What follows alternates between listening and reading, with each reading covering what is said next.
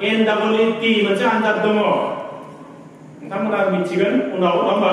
दाबो जायफ्रा इन्टारेस्टेड मिथिगोन NEET होननानै जों जायखौ बुङो NEET बे NEETनि टोटेल मार्कआ बेसेबां थायो मिथिगौ ना 720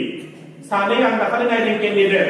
720 नि गेजेराव 720 खौनो मोनदों मोनसेबो गोरोन्थि जायाखै देग्लाय जोंनि बर' फरायसाफोरनि गेजेरावबो बे NEET आनजादाव 50 जननि बाराफ्रा माने क्वालिफाइड जादों आरो डक्टर इन्जिनियार जानो हादों बिसोर बर'फ्रा देग्लाय 50 नि गोजौआव बर' आरो माने डाक्टर आरो इन्जिनियार जानो हादों गतिके बिसोरनि नम्बरा खिन्थु खम बर'फोरनिया 365 387 401 आं बिदि नुदों नाथाय जोंना सुइप आप टाप दोंनाय सासे फरायसा बियो 720 आव 720 खौनो मोनदों आकांक्षा होननाय सासे हिनजावसा दिल्लीनि 720 नि गेजेराव 720 खौनो मोनदों दा होनबा जोंबो नाजानांगोन आं बेखौसो खावलायदों आं दाखालि नायदों CBSE नि आनजादाव 10 पास 2 जायखौ जों PU होननानै बुङो प्रि इउनिभार्सिटी हायर सेकेन्डारि होनो जोंनि बेयाव दा बे हायर सेकेन्डारि आनजादाव CBSE नि कर्सआव सानै आं नायदों बे केन्डिडेट बे सानै केन्डिडेटआ बेयाव 500 नि गेजेराव 500 खौनो मोनदों लखनौनि दिब्यांशी जैन होननाय आउट अफ 500 शी गॉट 500 दिल्लीनि तुषार सिंह होननाय आउट अफ 500 ही गॉट 500 500 नि गेजेराव 500 खौनो मोनदों मोनसेबो गोरोन्थि जायाखै होमबा जों मानो हाया बै थांखिखौ नों लालाय नोंबो हयथ' हानो हागौ आरो बिसोरबो फरायसा आंबो फरायसा होमबा बिसोर खस्थ' खालामनो हायो आं मानो हाया दा बै बाथ्राखौ नों बेदाव सोना लालाय नोंबो हाहैगोन थांनाय बोसोर सासे हिनजावसा नायदोंमोन आं 10 पास 2 बेबादिनो हायर सेकेन्डारि CBSE कर्सनि आरो बैयाव माने सासे हिनजावसाया माने बियो इन्डियानि टपार जादों नेशनेल टपार आरो बियो CBSE कर्सआव बियो माने 10 पास 2 नियाव आरो हायर सेकेन्डारियाव दा बिनि नाम्बारखौ आं नायदों अल इन्डियानि टपार बियो 499 एक नम्बर कम मोनदों बियो 500 नि गेजेराव 500 मोन टोटेल नाम्बारा 500 मोन 500 मोन नाथाय बियो बेसेबां मोनदों 499 इंराजियाव एक नम्बर कम मोनदों लोगो बे गावनि सायाव बिराद खुद्रिदों आरो सिस्टेमखौ बिराद रागा जादों बियो बेखौ ABP निउजआव इन्टारभिउ लाफैदों नोंजों अल इन्डियानि टपार दिनै माबादि मोनदों नों होननानै गोजोनदोंना गोजोनाखै होननानै बेखौ सोंदों आं जेबो गोजोनाखै आं बिराद रागा जादों सोरखौ आं CBSE खौ रागा जादों होननानै आंथ' फुल कन्फिडेन्ट दं आङो 500 नि गेजेराव 500 खौनो मोननांगौमोन आरो इंराजियावथ' आं खुनुमते 99 मोननाङामोन आं 100 खौनो मोननांगौमोन बेयाव फुल कन्फिडेन्ट होमबा नों दा मा खालामनो आं जेबो खालामा आं CBSE खौ केस होदों होननानै बियो केस होदों CBSE खौनो केस होदों बियो दा बेनि बारदिगा मा फैदों आं नायाखैबो नाथाय बे CBSE खौ केस होदों बोरै केस होनो हाखो अभार कन्फिडेन्ट बेहा फुल कन्फिडेन्ट आंहा 99 मोननांगौ आरो खोथा गैयामोन 100 मोनथारनांगौमोन आं इंराजियाव होनो दा बेखायनो बेखौ सोंनाय जादों नों खै घन्टा फरायमारोमोन होननानै बेखौ सोंदों होमबा बियो सोंग्राखौ रागा जादों बै जोंनि जाय माने सोंदोंमोन रिपर्टार बेखौ बियो रागा जादों सासे फरायसाया सानसेयाव खै घन्टा फरायनो हायो खै घन्टा फरायो बे कुइसनानो नङा जादों बियो होमबा नोंनि बादिबा मा जायो आंनि बादिब्ला सासे फरायसाया सानसेयाव खै घन्टा फरायनो नागिरदों बे फरायसानि सायावसो सोनारो जादों बियो जुदि 24 घन्टायाव 23 घन्टा फरायनो नागिरदोंब्ला येस बियो हागोन सोरबा जुदि सानोब्ला 20 घन्टा फरायगोन येस बियो हागोन किन्तु नोङो खै घन्टा फरायगोन होननानै सोंनाया बे कुनु कुइसन नङा जादों दा बेबादिसो बियो बुंदों दा बेखायनो फरायसानि सायावबो सोनारगोन आसलते बे खै घन्टा फरायमारनो नागिरदों दा बिनि सायावसो सोनारो जादों आरो बेखायनो बियो बुंदों why only 24 hours in a day it should be 26 hours in a day for me आंनि थाखायबा सानसेयाव 24 घन्टा नङा 26 घन्टा थानांगौ होननानैसो बियो बुंदों सोर बुंदों बेखौ मेघना श्रीवास्तवआ बुंदों दा होनबा जों मानो बेखौ साननो हाया बेसेबां खस्थ' खालामनो हायो 24 घन्टा बेनो थोआ बेनो 26 घन्टा नांगौमोन सानसेयाव बेबादि मेन्टेलिटिनि फरायसा नालाय आरो बेखायनो बे नेसनेल टपार जानो हादों दा फरायसा लोगो नोंथांमोनाबो खस्थ' खालामनांगोन आं बेखौ खावलायदेरबाय 3 नम्बर बाथ्रा स्ट्रं डिटारमिनेशन डिटारमाइन जा यस आंबो हागोन दहाय जे बुंबाय सोरबा उकिल जागोन सोरबा आर्मि केप्टेन जागोन सोरबा नार्स जागोन डिटारमाइन जा नोंबो जानो हागोन जेबो गिदिर बाथ्रा नङा बियो चेतन भागतनि बाथ्रा जों मिथिगौ चेतन भागतनि नाम खोनादोंना 1 घन्टा लेक्चार होबा बेसेबां माने मिथिगौ ना 13 लाख मोनो बे 1 घन्टा लेक्चार होबा आंबोथ' बेयाव 1 घन्टा लेक्चार होगोन आं बेसेबां मोनगोन दे मिथिगौ ना सोरबा मिथिगौ आं कई लाख मोनगोन दे बेयाव मिथिगौ ना रावबो मिथिया आंबो मिथिया बेसेबां मोनगोन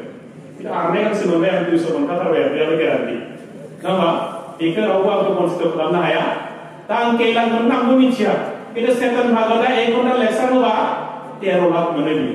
शिव खेरा बेसेबां मोनो 9,60,000 मोनो 1 घन्टा लेक्चार होबा होमबा बेसेबां दामि बिसोर किन्तु सेतन भागवतआबो मोजां फरायसा नङामोननो गाव बुंदों सेतन भागवतआबो मेट्रिक जेब्ला बियो पास जादोंमोन सीबीएसई कर्सनि बिनि नाम्बारा बेसेबांमोन दे पार्सेन्टेजआ बेसेबांमोन 75 जोंनि बेयाव स्टार जायो बियो 75 मार्क्स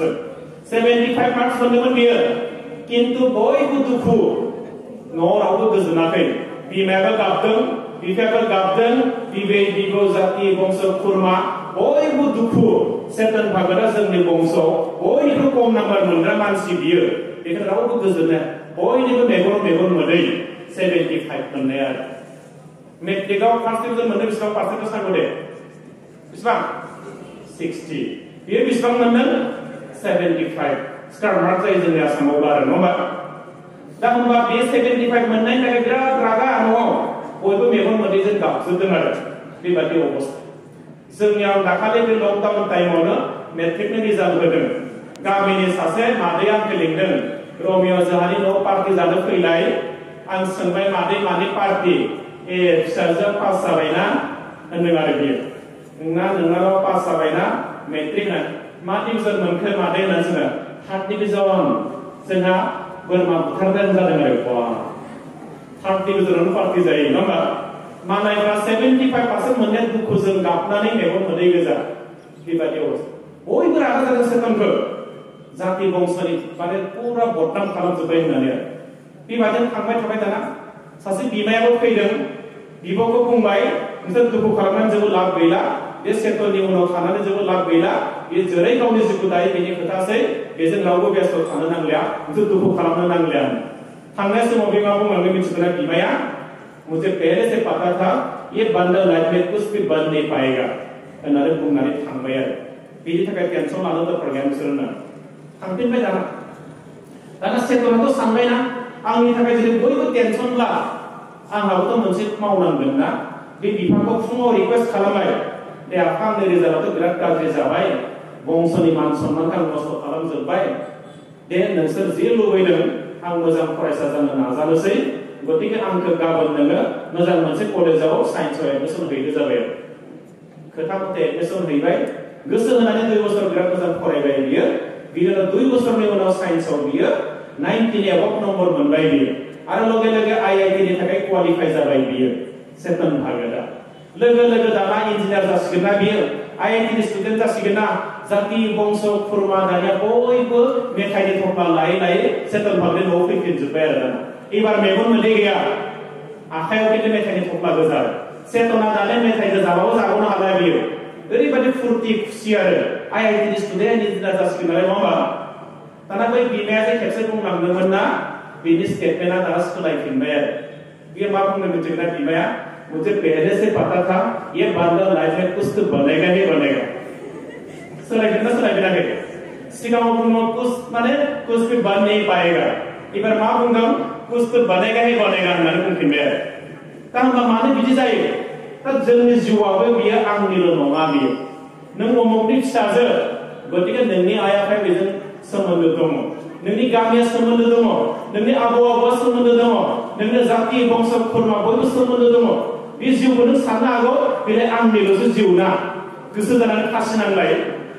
पुलिस केस जायो जादों नों साननो हायो बेथ' आंनिसो जिउ ना आं बुथारो ना हानानै लायो ना आङो गावखौ फासि नांनानै थैयो आंनिसो खोथा न' नों बिदि खालामबाबो नोंनो पुलिस केस जायो कारन बे जिउआ नोंनिल' नङा बे दा बेखायनो नोंसोरबो साननांगोन आइ आफाखौ नों दुखु खस्थ' होनानै लाब गैया बिमा बिफाखौबो नायनांगोन गामिनि खोथा साननांगोन जाति बंशनि मर्यादानि खोथा साननांगोन हारिनि खोथा साननांगोन देशनि खोथा साननांगोन आरो बेजोंसो नोंसोर आवगायलांनांगोन सेतन भागवतआ बेखायनो स्ट्रं डिटारमिनेसन लाफिननानै जिउआव साक्सेस जानो हादों बि दा बेयो सेतन भागवत अरुणिमा सिंहा डुप्लिकेट आथिं बिनि आर्टिफिशियल आथिंजोंनो बियो माउन्ट एभारेस्ट गाखोहैनो हादों मालाय नङा होमबा जोंखौथ' माउन्ट एभारेस्ट गाखोनो होआखैना जोंखौ मा खालामनो होदों मेट्रिकखौ फार्स्ट डिभिजन मोननांगौ स्टेन्ड खालामनांगौ आं स्टारमार्क मोननांगौ आं डिस्टिंसन मोननांगौ आंनि खामानिया बिसिमल' बिराद गिदिर खामानि मावनो होआखै आंखौ फरायनानैल' आंखौ पास जानो होदों मोजाङै बेखिनिखौ आं मानो मावनो हाया हेनरी केर'ली होननाय सासे मानसि दङमोन नोंथांमोना हयथ' खोनादों गुगोलाव सार्च खालामबा नुगोन हेनरी केर'ली होननाय बियो पिस्तल शुटारमोन बिराद मोजां पिस्तल शुटिंआव हांगेरिनि आर्मि बियो हांगेरियान आर्मि 1938 आव बियो अलिम्पिक गेलेनो थाखाय रेडि जानानै दङ मानसिया बिराद प्रेक्टिसनि उनफ्राव प्रेक्टिस खालामो बियो बिसोरनि हांगेरिनि नेसनाव जेसेबांखिनि माने बेयाव पिस्तल शुटिंनि बेयाव इभेन्ट जायो जेरावबो देरहायो बियो आरो बियो जाबाय हेनरी केर'लीया बे हेनरी केर'लीया मा खालामदों बिना मोनसेल' थांखि अलिम्पिकआव आं जेरैखिजाया सनानि मेडेल लागोन आरो बै थांखिखौ होसोनो थाखाय बियो बिराद रेडि जानानै दं पूरा बियो नेशनेल जेसेबां कम्पिटिशन जायो जेरावबो सनानि मेडेल मोनखायो बियो नाथाय 1938 आव बियो आर्मिनि मोनसे ट्रेनिंआव बिनि आगदा आखाइ बम ब्लास्ट जानानै थबस्र' जदों बियो बेयाव लोगो लोगो बिनि जेसेबां सिमां दङमोन अलिम्पिकआव सनानि मेडेल मोननांगौनि थाखाय बै सिमाङा 1 मिनिटाव सारखार जाजोबदों बिनि 1 मास 2 मास 3 मास गाबबाय बियो नाथाय 4 मासनि उनाव बियो सानफिनबाय आं सारा जिउआव बिदिनो गाबबाय थागोन सारा जीवन आं माबा मोनसे खालामनो होननानै सानफिनबाय होमबा बे डिटारमाइन जाबाय आं बिदि गाबबाय थानो हाया मानोना आङो स्ट्रं डिटारमिनेशन मोनसे लाफिननोसै आं जुजिफिननोसै आगदा आखाइल'सो जदों आंनि आखि आखाइथ' दाबो दङना बेजोंबो आंनि जि सिमांमोन मोगथां महर होफिनगोन आं होननानै गोसोखौ फोराफिनबाय बे आरो ट्रेनिं लाफिनबाय बे आखि आखाइजों बिराद जुजिबाय बे 1 मास 2 मास 3 मास 4 मास 5 मास 6 मास जुजिनानै आगदा आखाइजों जेरैबायदि गावनो हायोमोन आखिजोंबो एखेखौनो गावनो हाफिनबाय बे दानि आरो नेशनेल गेम्सआव बाहागो लाफिनबाय बे दानि बाहागो लानानै सनानि मेडेल मोनफिनबाय रेडि जाबाय बे 1940 आरो पूरा अलिम्पिक गेलेनो हासिगोन बे 41 सिम रेडि जाबाय बियो 1942 अलिम्पिक जानांगौमोन नाथाय डिउ टु सेकेन्ड वर्ल्ड वार नैथि जोंनि विश्व युद्धनि थाखाय बे अलिम्पिकआ जायाखै बियो पस्टपन जादों बियो बिनि उनाव सम फैबाय 1946 बेबो सेकेन्ड वर्ल्ड वारनि थाखाय अलिम्पिकआ जायासै होमबा नेबाय बियो आरो 6 बोसोर नेबावनो गोनां जाबाय बियो थेवबो नेदों बियो बिनि उनाव खेबसेनो मा जाबाय मथा मथि माने 10 बोसोरसोनि उनाव अलिम्पिकआ जाफिनबाय आरो माला जादों मिथिगौना 1952 थेवबो नेदों बियो गावनि कनसिस्टेन्सिखौ स्पिरिटखौ लाखिबाय थादों बे टेम्प'खौ 1952 जेब्ला अलिम्पिक जादोंमोन आखि आखाइजों गावनानै बियो सनानि मेडेल मोनदों मानसिफ्राथ' गावनि बयनिख्रुइ बेस्ट हेन्ड राइट हेन्डआ जायो नङा होमबा बयबो बेजों गेलेदों नाथाय बिनिया अनलि one hand and that is left hand बे लेफ्ट हेन्डजों बियो जुजिनानै सनानि मेडेल मोनदों अलिम्पिकआव 1952 आव बिनि उनाव 1956 आव आरोबाव अलिम्पिकआव बियो आरो खेबसेबाव बियो गेलेदों बेयाव गेलेनानै बेयावबो बियो सनानि मेडेल मोनदों दिनै अलिम्पिकनि हिस्ट्रियाव जुदि नायोबा पिस्तल शुटार हिसाबै जुदि नायोबा हेनरी केर'ली बादि हिस्ट्रियाव मोननाय नङा खेबसे कनजिकिउटिभ खेबनै बेयाव सनानि मेडेल देरहानो हादों दा आं बेखायनो खावलायदों जे नोङो मालाबा फेलार जानो हायो मालाबा इन्सिडेन्ट जानो हायो बेनि थाखाय नों थाद'नांगौ जेबो बाथ्रा गैया बेखौ नोङो गोथार गोसो मोनसे लानानै मोनसे पागलपनखौ लानानै मोनसे जुजिहाबनायखौ जुदि नों गोसोआव सोना लायोबा साक्सेसखौ नोंबो जानो हायो आरो साक्सेस जानांगौ थाखाय बेखायनो नोङो मा खालामनांगोन एसे पागलपनखौ लाबोनांगोन पागलामिबो खालामनो गोनां जायो नों मालाबा आरो बेखिनिबो खालामथारनांगोन नोङो आं बेखौनो खावलायदों बे मोनथाम खोथा गुड बिगिनिं सेकेन्ड खोथाया जादों सिनसियार डेडिकेशन 3 नम्बर खोथाया जादों स्ट्रं डिटारमिनेशन बे मोनथाम बाथ्राखौ लानानै जोंनि फरायसाया आवगायलांनांगोन आं बेखौल' खावलायबाय जोबनायाव आं मोनसेल' बाथ्रा बेयाव बुंफानो नागिरदों मोनब्रै सि नाम्बार 1 सि कनसेन्ट्रेशन गोसो होनानै फरायनांगोन फरायनायनि समाव गुबुन बाथ्रा जों साननो नाङा दाखालि लकडाउन जानानै थांबाय बिराद मोजां जोंना आइ आफाया गासै मबाइलखौ गथायना होजोब्बाय बाहेरावबो थांनो मोना गेलेहैनोबो मोना नङा होमबा मा खालामनो बिमा बिफाया टेनसन फ्रि आरो मबाइलखौनो गेलेबाय था बिराद मोजां दाना मबाइलखौनो फरायनायावबो गोसोखांबाय थायो नङा होमबा कन्डिसन होनांबाय बिमा बिफाया उपाय गैया दा मा खालामनो बिदि जाबाय दा बेखायनो फरायसाफोरखौ खावलायदों नोङो दिनै नोंनि कनसेन्ट्रेसनखौ सिफायनो हानाय जेसेबांखिनि दङ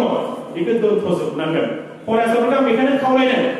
नोंनि फरायनाय टेबोलखौ सानफ्रोमबो साजायनानै दोन टेबोला जाहाथे नोंखौ लिंबाय थायो आंखौ फरायफै आंखौ फरायफै आंखौ फरायफै बिजाबाव नाथाय नोङो टेबोलफोरखौ आं नायदों ओरैबादि लेथेर फेथेर खालामना दोनो कलमा माबाव लेखाया माबाव दाथ' स्कुलखौ थांगोन ना मा खालाम बेगखौनो ओरैसो गारहरखायो गथ'फ्रा नङा होमबा बेनिफ्राय जुथाखौ ओरैसो गारहरखागोन आरो बबाव गलाङो फुंखानिफ्राय जुथाबो नागिरफिनदो मुजाबो नागिरफिनदो टाइखौबो नागिरफिनदो गासै नागिरफिननांगौ जायो इनडिसिप्लिन बियो बिदि खालामनो नाङा फरायनाय टेबोलखौ बिराद साफा खालामनांगोन दोननो थांनानै टेबोलफोरखौ मोजां खालाम बिजाबफोरखौ जाबना ला आरो नाङा फाङा बिजाबफोरखौ बेयाव दोननो नाङा जेखौ नोंनि गोनांथि दं फारसेथिं जाबना दोन मोजां साफा खालाम सिगाङाव सरस्वतीनि फट' दोन सिगाङाव जोंना मालाबा सलमान खाननि फट' केट्रिना काइफनि फट' थाबा जानाय नङा बोखारना लाजोब बेखौ अंकनि फर्मुला दोन बेयाव नांगौबा नङा होमबा इंराजि खन्थाइ दोन बेयाव बेखौसो खालाम खिन्थु बै फट'फोरखौ बोखारजोब नांगौबा बड'फानि फट' दोन महात्मा गान्धीनि फट'खौ बेयाव दोन नङा होमबा नङाबा नों मा खालाम अंकनि फर्मुला इंराजि खन्थाइफोरखौ बेयाव आलायनानै दोन खिन्थु जोङो बै नाङा फाङा फट'फोरखौ बेयाव आलायनानै दोननो नाङा आं हिन्जावसाफोरनि टेबोलाव प्राय नायो बेयाव फरायनाय समाव टेबोलाव आयनाया थाखायो आरो दसे फरायबाय नायबाय लिपस्टिकखौ ओरै फुनबाय आरो बिदिबानो मा फरायनाय जादों खानजं आयना पाउडार स्नो जेबो थानो मोना बेयाव क्लिन जानांगौ फरायदों एस फरायदों आरो नङाबा बेफोरखौ नुबाथ' नों खनसे नायनो गोसो जागोन आरो नायलायगोन बिदिबा जोबोद लाब जागोन दा बेखौ थिग खालाम दा आं बुंनो लुबैनाया कनसेन्ट्रेसन गोसो होनानै फराय आरो बेयाव मोनसे बाथ्राखौ दोनफा बेयो जाबाय मेन्टेलि प्रिपारेसन ला मेन्टेलि प्रिपारेसना मा जिनिस मानसिक प्रस्तुति फरायनो थाखाय रेडिनेसखौ दोनबाय था क्लास 10 नि रुल नम्बर 1 मिलन हायार सेकेन्डारिनि सोर दं गसंनाय 1 क्लास 10 नि 1 दङ 1 गैया 2 रुल नम्बर 2 फैयाखै 3 बो गैया हिन्जावसा ना हौवासा 4